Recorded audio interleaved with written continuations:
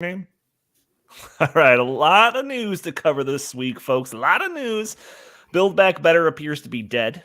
Inflation is looking worse. And we might be seeing some green shoots when it comes to climate alarmism fading away. I don't know. We're going to talk about that and more on episode 325 of the In the Tank podcast.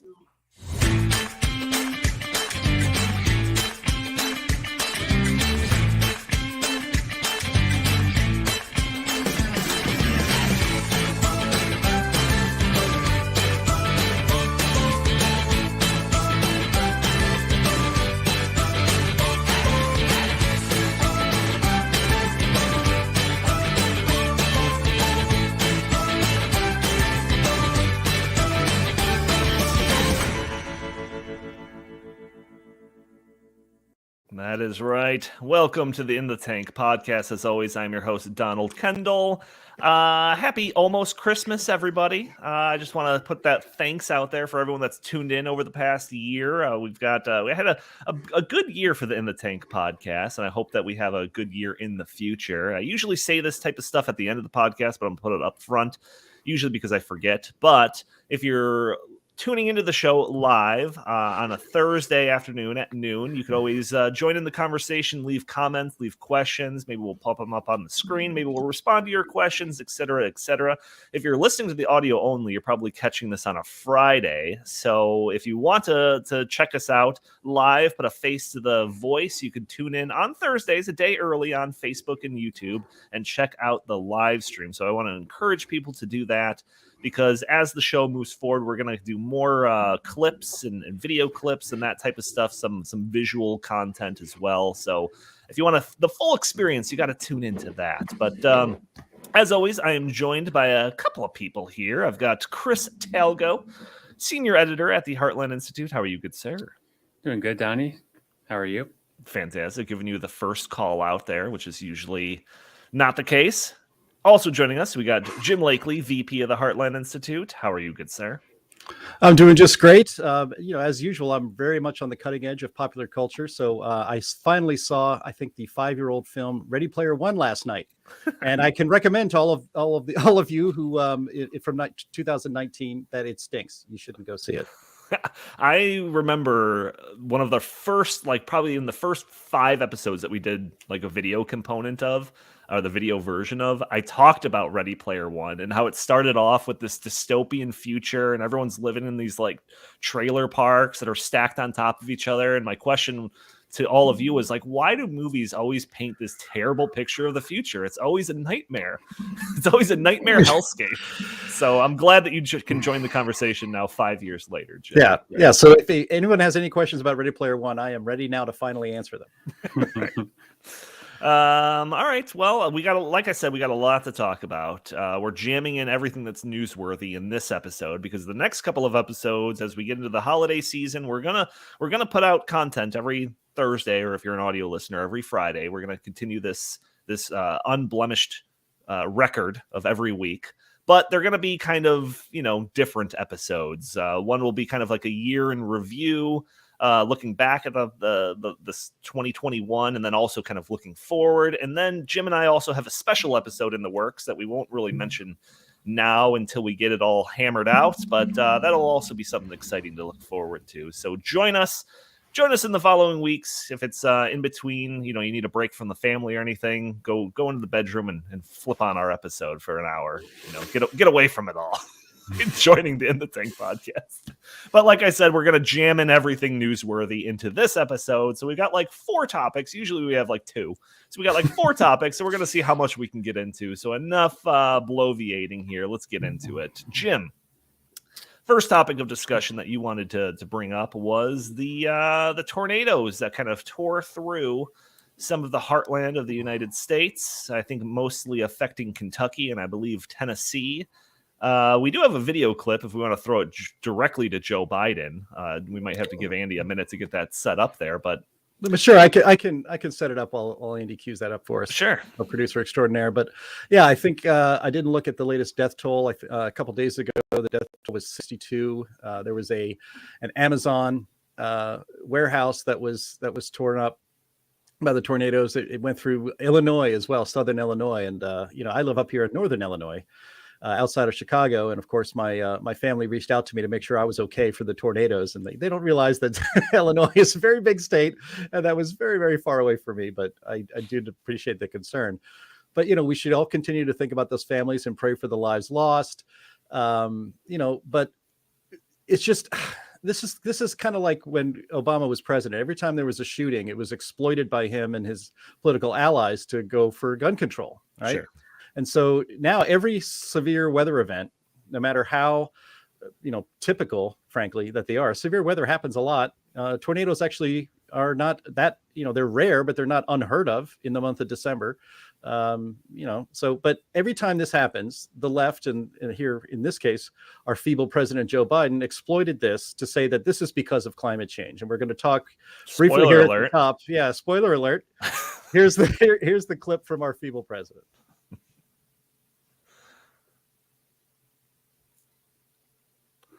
I think he's being asked the question about unless we don't have the audio playing there, Mr. Producer Extraordinaire. It wasn't a spoiler alert. I was trying to do it because the audio wasn't working. I will say that we had like pretty big winds here in the northern Illinois this past night, yep. And a couple of big branches fell down off the tree in my front yard. And when I went out there this morning to take a look at the damage, I just looked up at the sky and said, "Damn you, climate change." Damn you. Right. So Joe Biden, and maybe we can still play it anyway, but Joe Biden, he blamed the tornado outbreak on climate change. Yeah. With the theory surprise, right? CO2 emissions by humans, by human activity have created these, as I mentioned, not so rare strong tornadoes in the month of December. This was and then Joe Biden said this was an anomaly caused by us not doing more to combat climate change earlier. And so it's just this absurd idea that if not for human emissions of CO2, or if we control or reduce our activities about life, which is what CO2 is, it's going about your life, that somehow we can control the weather. And that if it wasn't for that these tornadoes wouldn't have happened and these people wouldn't have died. It's a sick thing to say, and it's completely scientifically wrong, which we'll discuss in a minute. But let's give one more try to the clip. Okay, fine. Does this say anything to you about climate change? Or do you conclude that these storms and the intensity have to do with climate change? Well, all that I know is that the intensity of the weather across the board has some impacts as a consequence of the warming of the planet and the climate change. The specific impact on these specific storms, I can't say at this point. I'm going to be asking the EPA and others to take a look at that. But the fact is that thank you, we Joe. all know everything is more intense when the climate is warming. Everything. And obviously it has some impact here, but I can't give you a quantitative read on that. Yeah, right. I don't think you can give us a quantitative read on anything. No. But it's like it wasn't climate change, but it was climate change, right? So he tries to have it on both sides of the issue anyway. But actually the data shows, and our climate team here at the Heartland Institute, Anthony Watts, James Taylor, Sterling Burnett, they actually did a video yesterday. If you kind of want to poke around our YouTube channel, you can find it, where they talked about this very issue. But the data shows that actually there's the 20-year period between 1954 and 1974, the United States experienced 36 F5 tornadoes, F5 being the strongest, the most powerful tornadoes that can be measured. 36 of them between 1954 and 1974. Chris Talgo, I'm going to ask you to guess, from 2000 to 2020, how many F5 tornadoes did the United States experience? I'm going to say 3. You are off by 1. 4. 4 F5 tornadoes from 2000 to 2020. So if we were to take this dim bulb president, Joe Biden, at his word, and his leftist government at their word, because it's going to be great when the EPA is on it. And there's a great chart for those watching on YouTube to show that the trend of strong tornadoes, violent tornadoes, F3 or above, from 1970, when I was born, to today, and it's down. It's going down. But if we're to take Biden at his word, then human-driven global warming is actually saving lives, because we have fewer strong tornadoes today than we did then. And as Anthony Watts, I think he explained on the video yesterday, he certainly did in an op-ed that was published in the American Thinker this week that global warming, if the planet is warming, then there's less. In other words, for tornadoes, you need a warm air mass and a cold air mass, and they clash together, and then they create severe weather and tornadoes. But if the planet is warming, then there is less of a there's less difference between the coldest temperatures and the warmest temperatures, and so that it's actually it should be less frequent that you get tornadoes, and that's actually since we've warmed 1 degree Celsius since the end of the Little Ice Age, starting in around the early 1900s, we've warmed by 1 degree. We're actually doing better on tornadoes for that. So, the idea of just blaming these deaths on us, on climate change, it's done all the time, and it's always a lie. Well, and then this is the trend, whether it's a hurricane that they blame on this or some forest fires. If you look into the data, you see charts just like that one that Andy had on the screen about tornadoes, where it's actually the trend line is going down. And we have this nicely laid out book here, Climate at a Glance, Facts for Climate Realists on 30 Prominent Climate Topics, which you can actually find a lot of this stuff on climaterealism.com. In fact, one of the articles that I have in the show notes is from climaterealism.com, but it goes through all of these, different things that they hold up as proof that we're all suffering from climate change, and dispels all of these. And the tornadoes ones might be the most apparent. Maybe the forest fires one is actually the most cut and dry when it comes to that. Donnie, I just want to give one kind of like different take on this whole thing. So the tornado data started in 1950.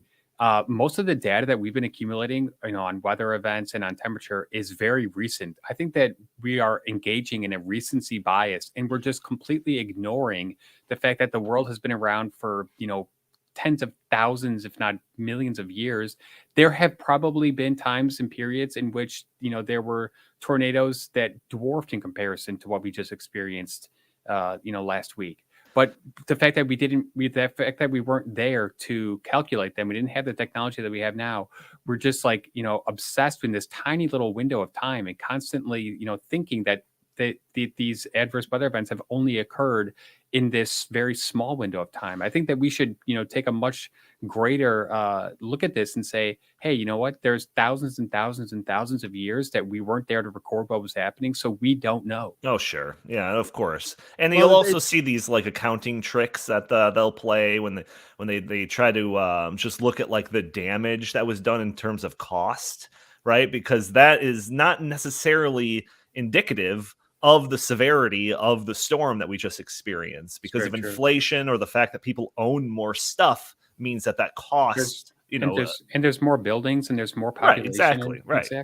Yeah. So instead of focusing on government work that could actually alleviate the pain and suffering that people are experiencing after these storms, we've got our climate alarmist politicians that just kind of spout this type of rhetoric that will end up hurting people if it's ever put into place. But whatever gets you political points.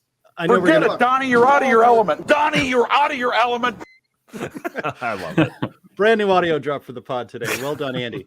So, I know we're going to move on to a lot of topics today, but just a couple more points I wanted to make. You mentioned how, if you gauge severe weather as far as the damage, billions of damage done to property and all of that, as you guys just pointed out, more people are living near the coasts for hurricanes to damage. By the way, there's more buildings and all of that, but we had just recently stopped breaking a record for the longest number of years without a Category 3 hurricane or above landing on the making landfall in the United States. We went almost, I think, 13 years for that to happen, and that, in recorded history, that had never happened before. And so the idea that climate change is causing more frequent and more and stronger hurricanes is actually not backed up by the data. You mentioned forest fires. Actually, the acreage burned by forest fires is down. The trend line has been going down for the last several decades and continues that way. So when you see these, does it damage more homes or more people affected by them? Yes, because more people live out there in the woods than they used to. I used to live in Southern California. A lot of places where things are burning, people didn't live there 20 years ago. They live there now, and more people live there now. So there's more damage going on.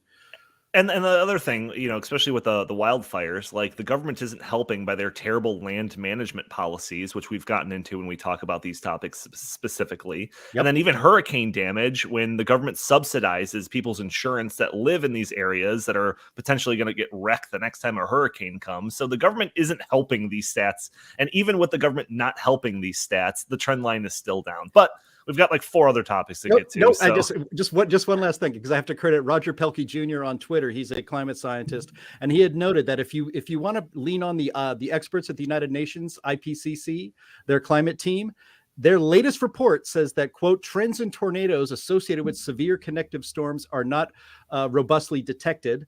Attribution of certain classes of extreme weather, e.g. tornadoes, is beyond current modeling and theoretical capabilities, and that how tornadoes will change as a result of the warming planet is still an open question. So even if you like to trust everything the UN tells you about climate as gospel, as if it was written on stone tablets brought down from the mountain, even the IPCC says that climate change, the warming planet, has at best, they don't know what effect it has on tornadoes, and it's actually into the negative. So I don't know. I've seen The Day After Tomorrow, and I know that we're just one day away from giant land hurricanes that are going to freeze the top half of the United States. So I'm just expecting that any day now.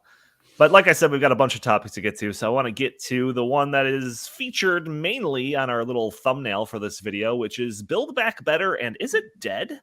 So I want to get into this because the Build Back Better seems to be like they're trying to make it, the Biden administration is trying to make it almost like the cornerstone of their, potential legacy, I guess, moving forward. Obama had Obamacare and Trump had his Tax Cuts and Jobs Act and all of that stuff. So Biden seemed to be this Build Back Better plan.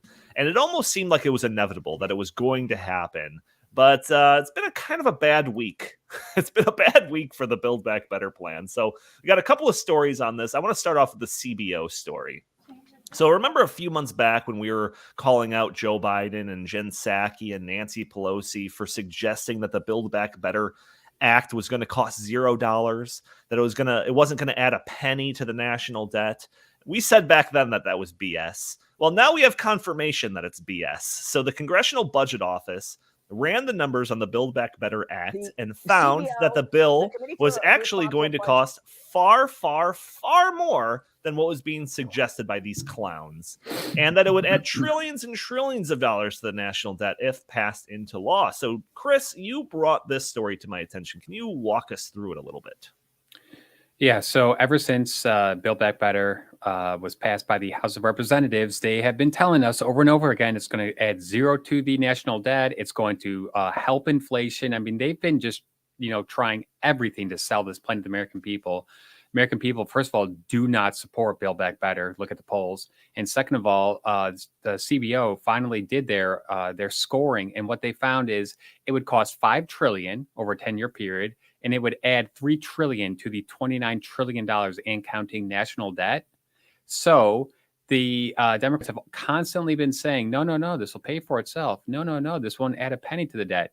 CBO has completely debunked that myth. And now we know for a fact that if this goes through, we are going to experience much worse inflation. The debt is going to, balloon by $3 trillion more. They're going to create a whole bunch of new government programs, which are not going away anytime soon, if ever. And it's just going to, add to the entitlement state that was, begun by FDR, continued with LBJ, and, as Biden would like to have it, would be cemented by the Biden administration. Yeah, I think that's like the most important part about all of this is just like the numbers games. I already accused the left of playing numbers games already, so let's do it again. The numbers games that they play with this type of thing. Yeah, all of these programs that they're putting into place with this Build Back Better or whatever that are only going to last 1 year. Huh. Yeah, does anyone believe that it's going to last 1 year? So when they're actually saying what all of this is going to cost, they're only taking into account that the programs are going to last 1 year. So the Congressional Budget Office said, of course it's not going to last 1 year. We're going to run these numbers based on them continuing on and on. So instead of this being cost neutral and not going to add penny to the national debt, no, it's actually going to turn out to add trillions of dollars to the national debt. So it's fantastic that the CBO actually worked that fact into these numbers, because I wouldn't have expected them to. I would have expected them to do exactly what the Biden administration wanted them to. But and just one last point on the CBO score before Jim takes this, because I'm sure he's got a lot to say on this one too.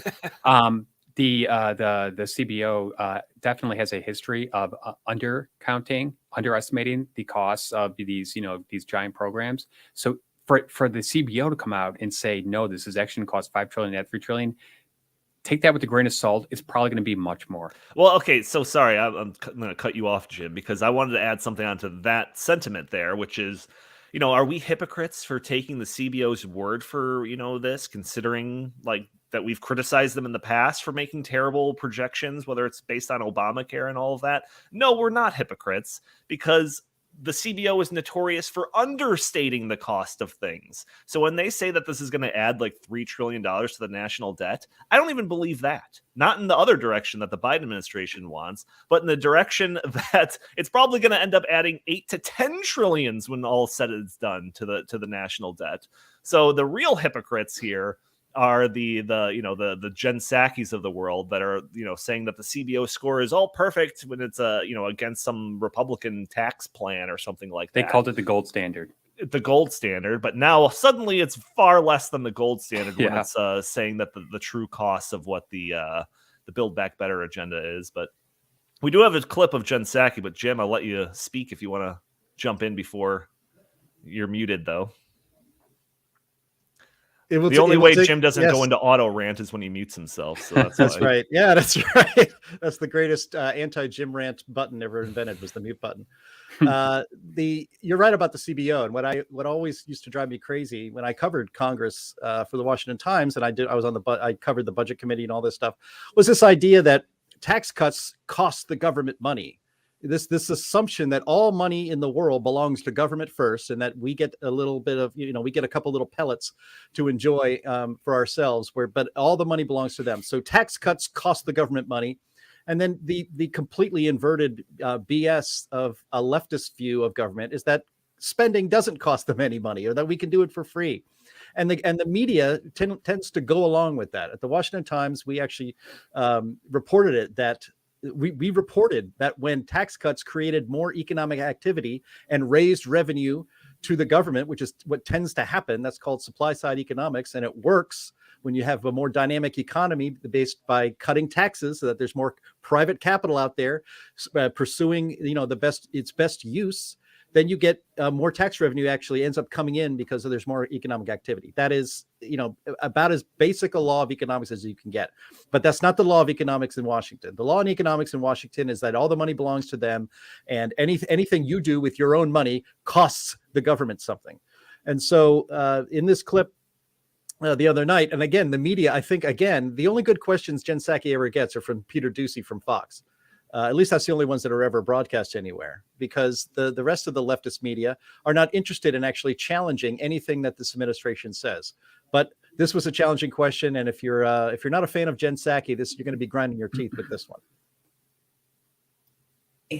So the president says that the Build Back Better is not going to add a penny to the deficit. The CBO has this new score where they assume that social programs are going to be made permanent, and in that case, it would add almost $3 trillion. So does that mean that President Biden will commit that these programs are not going to be made permanent? Well, first of all, what you're talking about here is a fake CBO score that is not based on the actual bill that anybody is voting on. This was a request by Senator Graham to score a bill that is not currently being debated. That is his prerogative to do. But what our focus is on the existing bill that will lower the deficit, that will also, over an additional 10 years, pay for the $2 trillion tax cuts that Republicans didn't pay for. They're welcome for that. Oh my God. So I would say, Peter, to your question, the president has conveyed very clearly, multiple times publicly, that he would like programs, if they're extended, to be paid for. That remains his commitment. But it's important to understand that when anybody raises a question about this new CBO score, it is a fake score about a bill that doesn't exist. And we should really focus on the actual bill everybody's going to vote on and considering in Congress right now. I have a very important question to Jim about this clip, but I want to give Chris Talgo first whack at a response to Psaki's response. It's just par for the course from Washington, D.C., from, Jen Psaki. Just everything is lies. Everything is spin. Everything is just, what you're seeing. Don't believe your lying eyes. What you're seeing is not reality. I mean, I can't take her seriously anymore. Yeah. Well, that's a perfect lead up to my important question to Jim. Is Psaki the most unbearable press secretary that you've ever experienced in your life? I don't remember press secretaries being like a thing in the Obama administration. I wasn't as tuned in, and obviously I'm biased. Jay towards Carney Trump. was pretty brutal. Jay Carney was pretty annoying, and frankly, to a leftist, I mean, Kayleigh McEnany made the left go absolutely bananas every time she opened her mouth, and they hated Sarah Huckabee. But they too. hated her because she was like, almost defensive. But like, Psaki's like aggressive, like aggressively grating. I don't know. I mean, I'm sure I'm biased, but it's just unbearable. I think she's very condescending. Yeah, it's the condescension, it's the smugness, and it's the idea. I mean, again, one of our viewers here, Pragmatic Patriot, put up even her lies even have lies. I mean, it's just layer upon layer upon layer, and it's and that was just lying through your teeth. The idea that the CBO was scoring a bill that's not under consideration. What she means by that is that they want the entire world to pretend that the federal government is going to create all of these new social programs and they're going to expire, right, like in 2 years or 3 years. I can't remember the window, but that would be the first time that has ever happened in the history of the United States. And we're supposed to assume that this time they mean it. And so this is deception, right? Everybody knows that this bill is going to cost $3 trillion. And as you pointed out, Donnie, it's probably more like $8 to $10 trillion when it really comes down to it. But, she's sitting there with her smug look on her face, pretending that we don't understand how Washington works and that we don't know what reality looks like, because reality does not look like that. We have these new social programs and Build Back Better, that the entire pitch for this is that we are reordering society better than it was before. So how could you say that and also say that all of these expensive programs will expire in 3 years? It's not. And the only reporter who actually asks a question like that is Peter Doocy at Fox News. The rest of them are going to go along with the lies. And there's the very huge chunk of people in this country who are being lied to and misinformed on purpose by this government and their lapdogs in the media. Yeah, I'm very curious to see if that narrative that they're trying to push, that this was a fake CBO score, actually takes off. Like, it wouldn't surprise me if I saw a CNN headline that was like, fake CBO score tries to derail Keystone, Biden administration legislation, whatever. Well, Donnie, just real quick to put a bow on this one, CNN, MSNBC, the usual mainstream media did not even cover the CBO score. I mean, I watched in the days after, like, just curious, are they even going to mention it? Not a word, not a peep. Oh, this is National Review. This is Andy pulls up headline. Psaki is right. The CBO score is, quote, fake. Yeah, well, I mean, now I assume that's a intentionally like attention grabbing headline from National Review, and then the reality of it would be exactly what we're saying, that it's actually taking into account this concept that these government programs aren't going to go away. Exactly. Yeah, that's David Harsanyi. He's actually a friend of mine. He's a fantastic columnist, and I haven't read the piece yet. I'll read it later. I guarantee you that's what he means by fake. Yeah, I figured. Right. Yeah. Right. He's not defending the administration on this. But Donnie, for months, MSNBC, CNN, just all the regulars, they have been pushing Build Back Better. So it's in their best interest to, have it passed. Well, so of course they're not going to, tell the reality about it. Yeah, and that's kind of leads up to this next part of the story, which is I think just yesterday, maybe the day before, we started kind of hearing rumors that the Build Back Better Act was dead for at least the year, and then this is seemingly since been confirmed by some major media outlets. So I got a CNN article here that starts off saying Senate Democrats are expected to punt consideration for the cornerstone element of President Joe Biden's agenda into next year after private conversations between Biden and the key Democratic holdout made clear the bill would not have the votes to pass this month. So it seems like for at least the remainder of the year, Build Back Better is dead. So, Chris, you've been working tirelessly around the clock talking about this bill, and probably as much as they've been pushing it, you've been writing about it. So was this news surprise to you? No, because I think that Joe Manchin, is the bulwark of the Senate. He first of all he is in a deep red state, so it's in his best interest to make sure that he's not just a rubber stamp for the Democratic Party.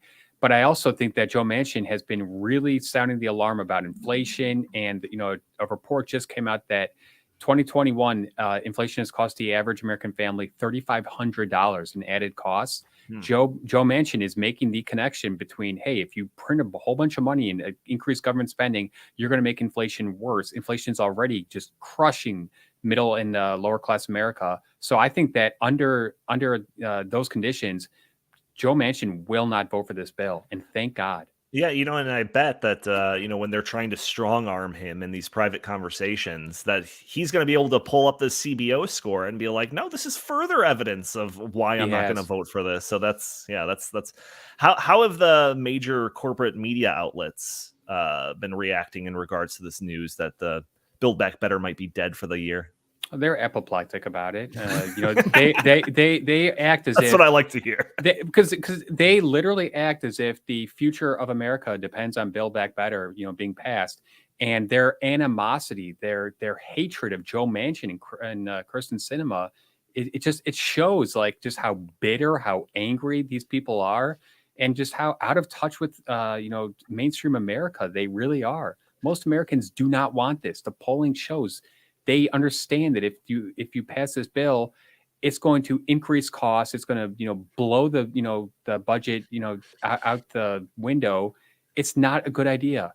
Yeah, Chris, you and I recorded a video for Stopping Socialism TV talking about this bill, and Bernie Sanders had some tweet talking about how the public overwhelmingly wants this bill to be passed. And then we pulled up some, I think it was like a PBS article or something like that, or some NPR. It was an NPR article that was saying that the best polling that the Biden administration could get for this was only showing like a 40% approval rating or something like that of this bill. So it's like the public doesn't want it. They've had a very tough time selling this to the American people. They've tried everything. And I remember a couple months ago, the narrative in the mainstream media was it's the marketing is bad. No, the marketing isn't bad. The product is bad. The American people don't want the bill. It's very simple. I love that. What's amazing about this, and did you say 40% approval? It was something like that. It was like 40, 42. I could pull up the article. Well, that's still a few points better than Joe Biden's approval rating himself. So, I guess you can make the point that Build Back Better, as much as people don't like it, is still more popular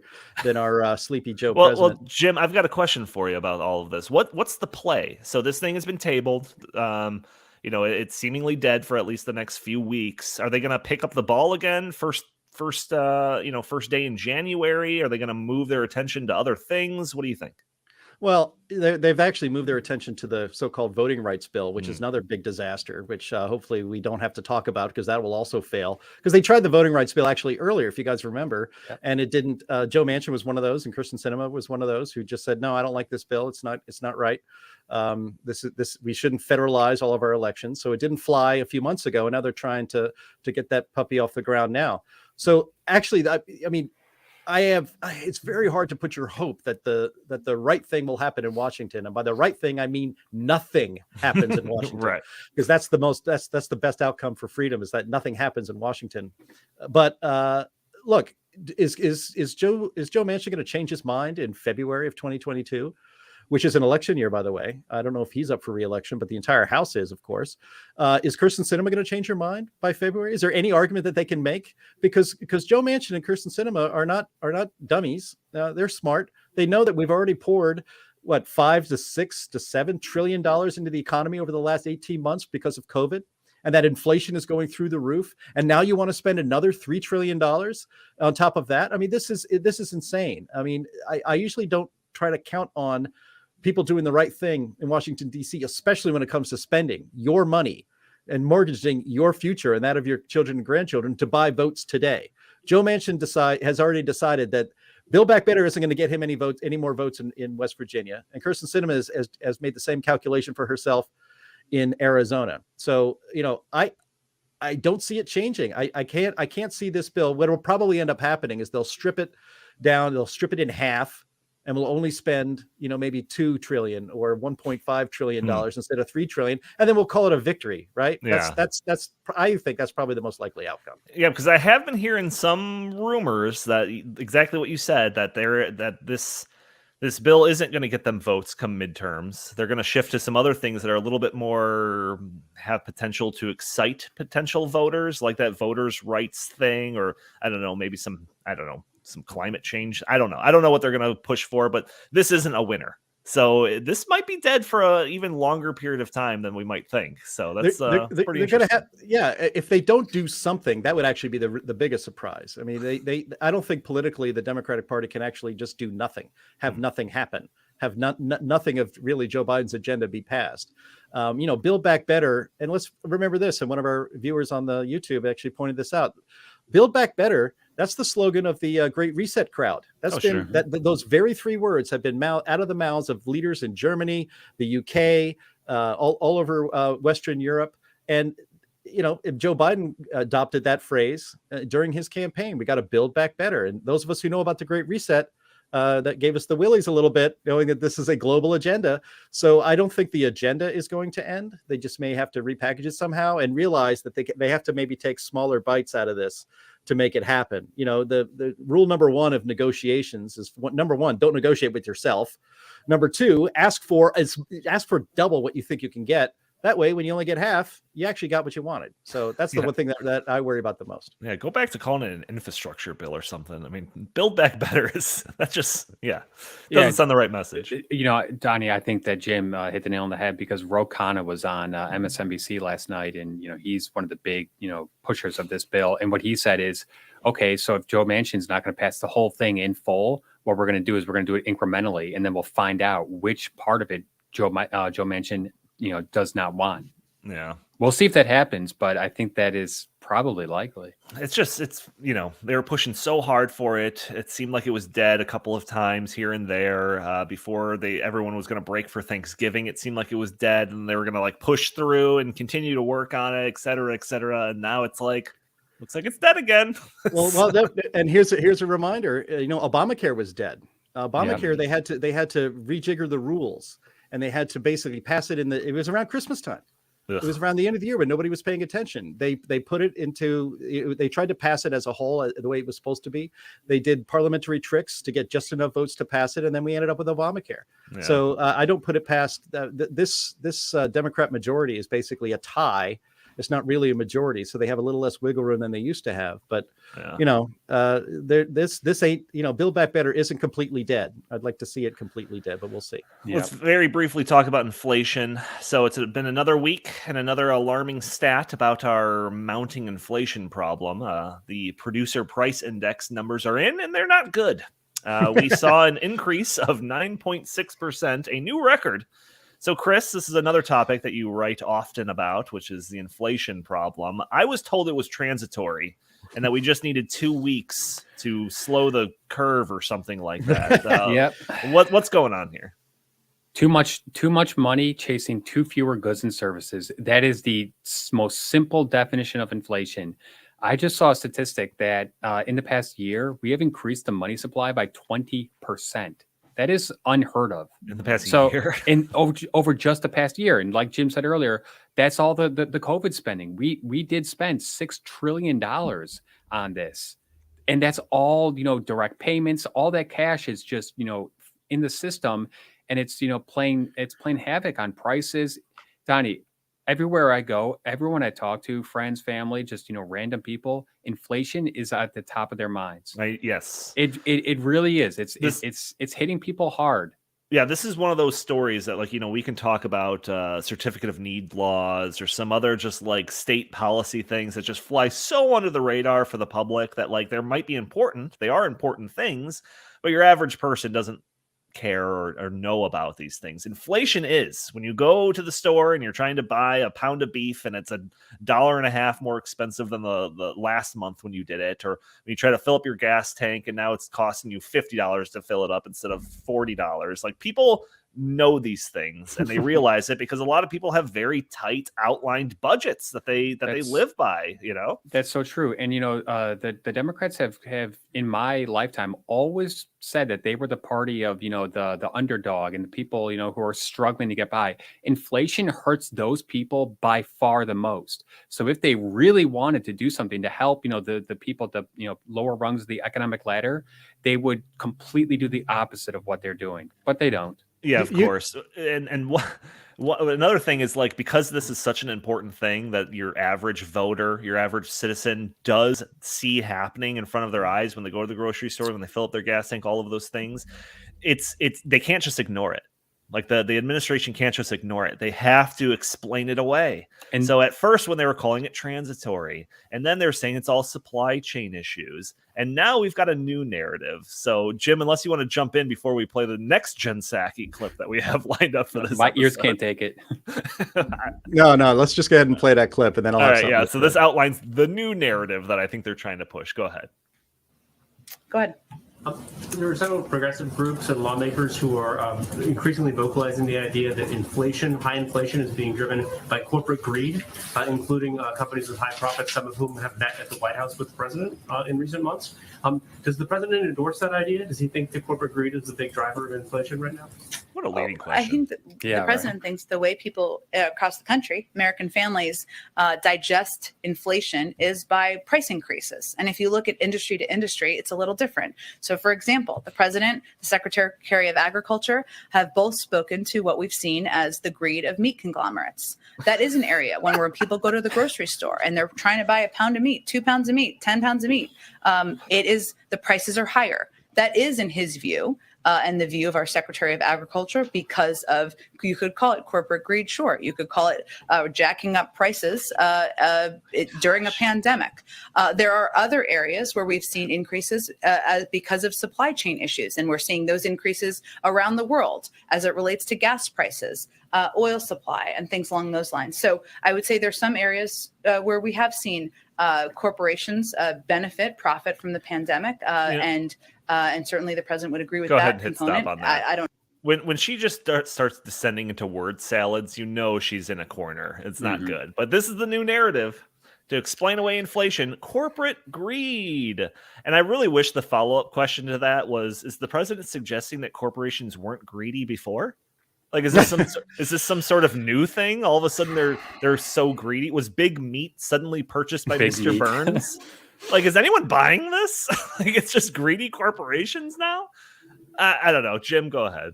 Well, the inflation that has wrecked our economy seemed to go up. Now correlation is not causation, but we had a big inflation in smugness from the White House at about the same time inflation in the economy also went up. So, maybe there's some kind of connection.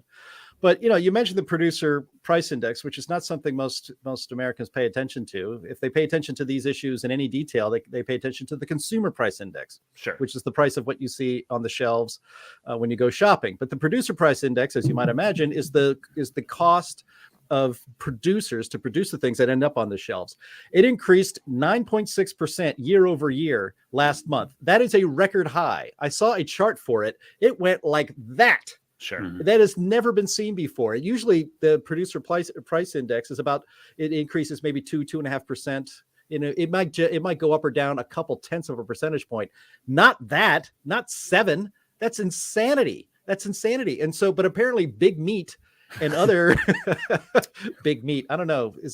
Maybe this thing is going to get flagged if we keep saying Big Meat on YouTube. That might not be PG-13 anymore. But apparently Big Meat is immune to the actual inflation that's happening in this country, and that they're just being greedy. And so I don't know. Maybe they're just hoarding all the cows and chickens and pigs, and just waiting for them to and then waiting to produce them and get them out there. They're creating some kind of false scarcity.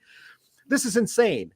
Because they have to say these things that it's due to corporate greed because they don't want to admit the truth, which is that pumping $10 trillion into the economy in 18 months causes runaway inflation. And then you want to dump another $3 trillion on top of that. I think actually to bring this back to Build Back Better and the prospects of Biden's agenda being passed, his so-called economic agenda, which is an anti-economic agenda. It's an economy killing agenda.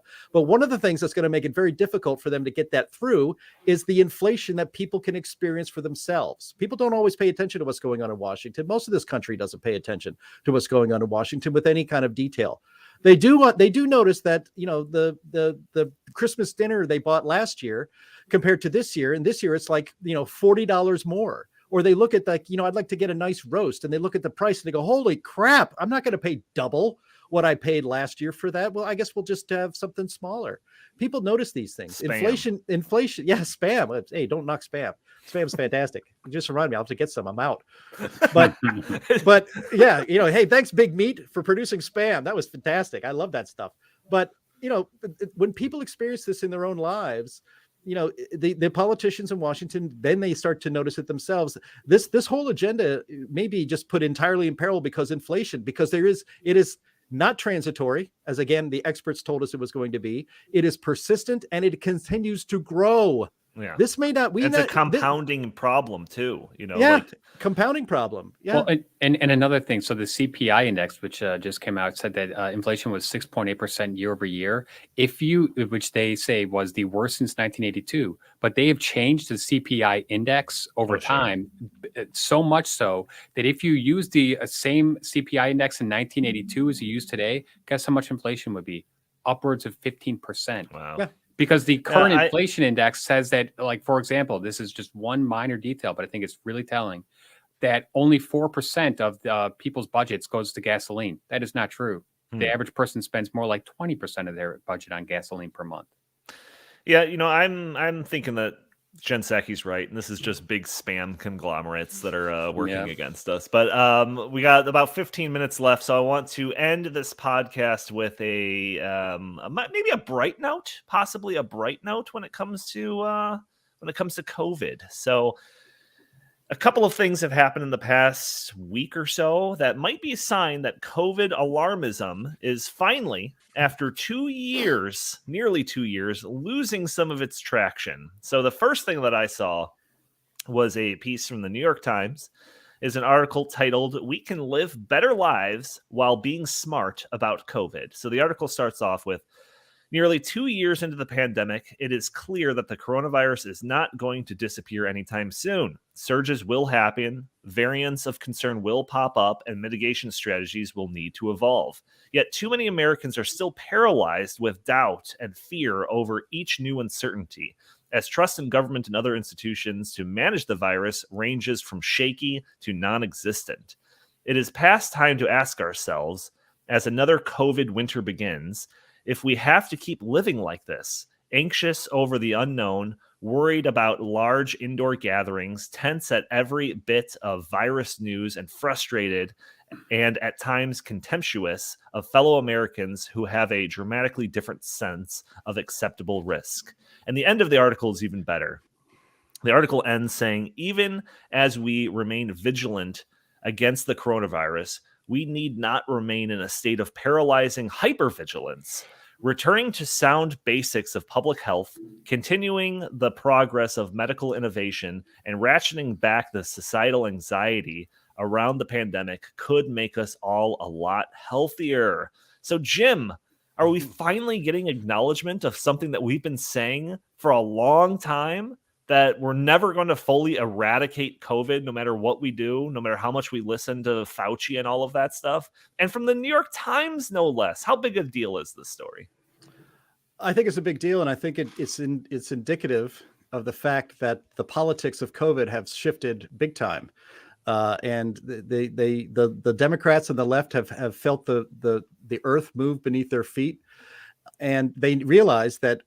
Going into 2022, the media, the Democratic Party's PR arm, realizes that if you keep doing COVID lockdowns and shutdowns and keep obsessing over COVID and keep the whole country in a state of panic over COVID, that's actually not going to help you in 2022, because a lot of these states are not going to go to all mail-in ballots again. It doesn't matter how many COVID variants come. A lot of these states are not doing it. And so the Democrat Party is going to be in big trouble if they keep obsessing over this. What I find, so that's why I think you see these stories. There was another one in the Atlantic the same way. I shared that New York Times story with you, Donnie, I think on Slack here at work a couple days ago. Yeah. I believe at the time they didn't have the comments on. They turned them off. Oh. And because this is big news to the New York Times readers. They've been told for going on 2 years that COVID is going to kill everyone, that we all must mask up at all times, that anybody who does not do maximum shutdown of their lives is putting everybody else in danger. They've been told this day after day, month after month, and now year after year. So the New York Times telling its own readers on the Upper East Side and Upper West Side of Manhattan and all the other, all the other Tony places to live around this country, that it's time to maybe just like step back a little bit and just, we have to learn to live with it. That's not going to, I bet it's not going over very well. And maybe that's why they're doing it this early, so they can have months and months and months to convince these people that they've been in an unnecessary state of panic for far too long. It's easy for people. I live in Illinois. We're still pretty much in maximum lockdown. You have to wear a mask everywhere you go indoors and that sort of thing. And most people comply around here. But it's easy to forget when you live in a COVID panic state that states like Florida and Texas and Tennessee and Georgia have basically been living their lives largely the same way they had before COVID happened. You turn on the television on Saturday afternoons and you see entire stadiums filled with people, cheek to jowl, 80,000 people, nobody wearing a mask. The fact, I guess nobody who reads the New York Times watches college football, because they probably should have figured all this out on their own. Well, amongst all the "Let's go Brandon" chants, I don't know. They probably tune out just for that reason. Well, Donnie, I think this goes back to the elections in November. We saw Phil Murphy in New Jersey, who was a very heavy-handed with his COVID restrictions, almost lose in a state that has 1 million more registered Democratic voters. We saw Governor Newsom almost lose his recall election. I think that was mostly because Californians were so sick and tired of his endless lockdowns. We saw a whole bunch of local races where, people that were pushing never-ending COVID restrictions got booted out of office. So I think that people like Gretchen Whitmer, who just came out and said, "Hey, it's time to, go the other way on COVID."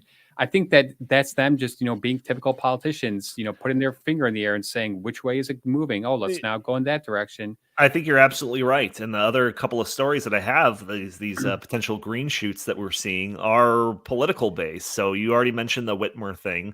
She was being questioned about the vaccine mandates. She referred to as a problem. And she said, "We're an employer too. The state of Michigan is."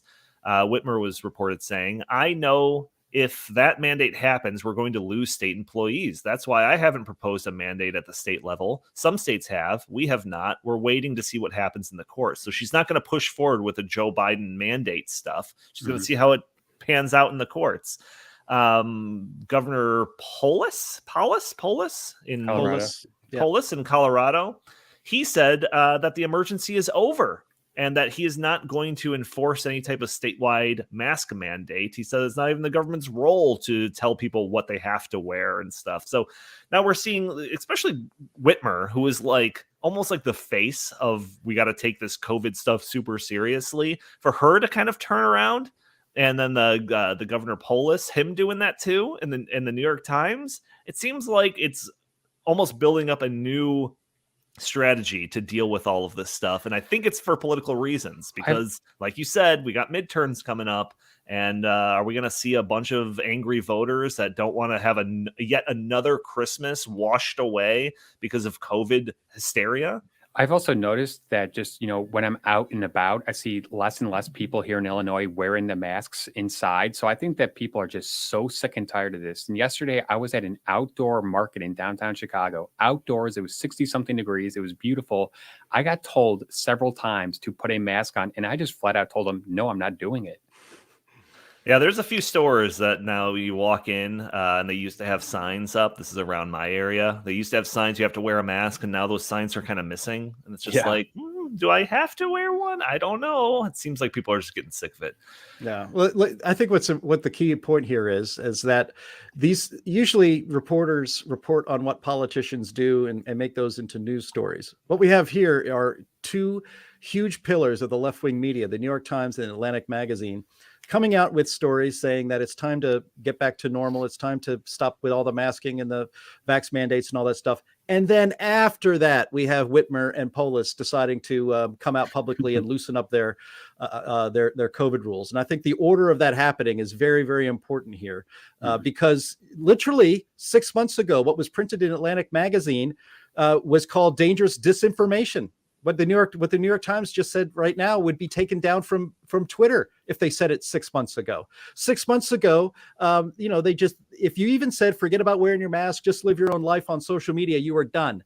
The New York Times was having stories about people not allowing their kids to have sleepovers, or wanting their kids to wear masks, wanting their children to wear masks at school, being angry that some schools perhaps didn't want to have that implemented. This was all putting the entire society and every human being at risk. If you even mentioned some of these things, if you even said that, you know what, it's time to go back to normal, I don't want to wear a mask anymore, you were shunned, and that was considered dangerous public speech. Now it's in the New York Times, the Atlantic Magazine, and now Governor Whitmer and Governor Polis in Colorado is saying that the emergency is over and that we don't want vaccine mandates and mask mandates anymore. So, the frustrating thing for those of us who live in the real world, who are reality-based and who are following the science and know that masking and all of these things we have done to reorder society have not worked and will not work, and it's not worth the trade-off by a long shot. It doesn't give me a whole lot of comfort knowing we've been right the whole time, because we still had to suffer under this BS for far too long. Yeah, well, you mentioned at the very beginning of all of this, in the first month, you're like, I think Americans will put up with all of this, all these restrictions and stuff for a short period of time, but eventually they're going to stop. I think your prediction was that they were going to stop putting up with all this much shorter than what's already passed, but my look at that to kind of shift that same type of prediction is like, how many Christmases are you going to give up? Like, how many Christmases are you promised in life, and how many are you going to give up? How many opportunities are you promised in life to actually be able to sit down with friends and family and be able to do all of this type of festive stuff? Not many. You're not promised any. And to just squander these based on these, like the new Omicron variant, which is going to be the most mild variant of all, to just squander another holiday like this, it's insane to me. And it doesn't surprise me that, like Chris said, that these politicians are putting their finger in the air and seeing which ways the wind's blowing. And the winds seemingly are blowing in the direction of let's end this BS. And let's get back to life as we knew it before 2020. Now, interestingly, Dr. Fauci is not taking that tack. I saw him all over. Of course not. His over, entire career is based on alarmism. Right. But I saw him all over cable news last night, and he was literally saying, if you're having people over your house for Christmas, you're a murderer. No, he said you should actually. He said, and I mean, this is just boggles my mind. He said you should force them to take a COVID test, and they should force to be vaccinated before they come into your home. I mean, Dr. Fauci, could you be any more of like a Grinch Scrooge? Like, come on. Well, Fauci's a clown. He also suggested that people need to wear masks while having sex. No, he didn't. Yes, he did. Yes, he did. Yes, he did. Yes, he did. Look, we were throwing families off of airplanes for not being able to mask their fussy 2-year-old. And then again, we're about a year and a half away from Dr. Fauci saying that, go ahead and have all the sex you want, but make sure to have a mask on while you're doing it, to 20-year-olds in college. That was kind of like the question where it came from. Yeah. And we have, how we didn't just reject this absurdity back then, I don't know. I had more faith in the American people, and this hasn't held up, unfortunately. But maybe we're finally going to see the light at the end of the tunnel here. Wait, let me show this. Sorry. I know I threw you off there with that factoid. CNN Health, worried about coronavirus while having sex? Wear a mask, says a new study. Oh my God. Yeah, but come on, Fauci's entire career, the only reason that he's on CNN is because of COVID hysteria. If that ended today, if all of a sudden magic rain started falling from the sky that cured COVID, you would never see him again. So of course he's pushing this alarmist narrative. It's the only way he can stay on CNN. So, but yeah, so I'm surprised that we were able to fit so many topics into this episode. Usually we're cutting one out by the end of the episode, but hey, look at that. We're still under 60 minutes. So Gentlemen, if you have any last comments or anything that you want to get off your chest before I wrap up the show, do it now. So on the COVID origin front, the British Parliament was just given a very detailed research report about the origins, and according to the report, it is more than reasonable, based on the evidence, to assume that it came from the lab.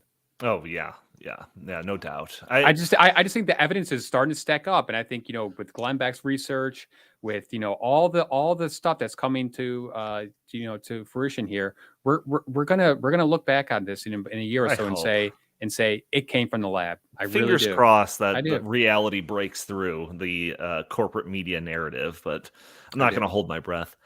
All right. Well, thank you all for tuning into this episode of the In the Tank podcast. If you like our show, please subscribe, write a review for us on iTunes. That'd be greatly appreciated. If you are listening to the audio only version, it's probably a Friday, and you can join us on Thursdays and catch the live show on Facebook and YouTube, where you can join in the conversation. Send us your comments in the live chat there. Send us your questions. Maybe we'll answer them on the air. If you'd like, you can follow us on Twitter at In the Tank Pod. If you have any questions, suggestions for the show, feel free to email us at inthetankpodcast@gmail.com. Jim Lakely, where can the fine people find you? You can find me at J Lakely on Twitter, also at Heartland Inst on Twitter, and always visit heartland.org. Fantastic. And Chris, you are a ghost on social media, so just join me in saying goodbye to the fine people. Bye. Go live your life and do not wear a mask. Especially not during sex. All right. Thank you all for tuning in. We'll talk to you next week.